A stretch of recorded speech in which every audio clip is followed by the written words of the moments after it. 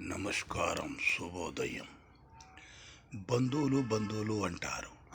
మేము బాగుంటే తినిపోయే బంధువులు, మన కాడ ఏమైనా డబ్బులు ఉంటే తీసుకుని పోయి ఈకుండా ఎగురుకుంటే బంధువులు.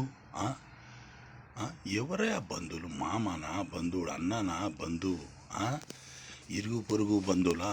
మనం బాగుపడితే చూడలేని బంధువులు వాళ్ళు బంధువులా? మనం బాగుంటే మనకు పిల్లలకు చెడు సహవాసం చేపిస్తారు. సారాయి అంట, క్రికెట్ అంట. రే, మీ నాన్న సంపాదిస్తున్నాడు, మీ అమ్మ బాగా అంగడికి పోయి వ్యాపారం చేస్తున్నాడు, నువ్వు ఎందుకురా ఇంకా క్రికెట్ ఆడి డబ్బులు పోగొట్టు అని సలహా ఇచ్చేవాళ్ళ. పెన్సులు అంటారు. పెన్సులు ఏమయ్యా వాళ్ళు? వీడు బాగుపడితే చూడలేడు, ఈయనకి డబ్బులు అయిపోయి చేసేవాళ్ళు పెన్సులా? ఈయనకి మాయ మాటలు చెప్పి ఈయనకి డబ్బులు అయిపోయి చేసి ఈయనకాడ ఇంట్లో కొట్టాడించకుండా డబ్బులు అయిపోయి చేసేది మాయ మాటలు.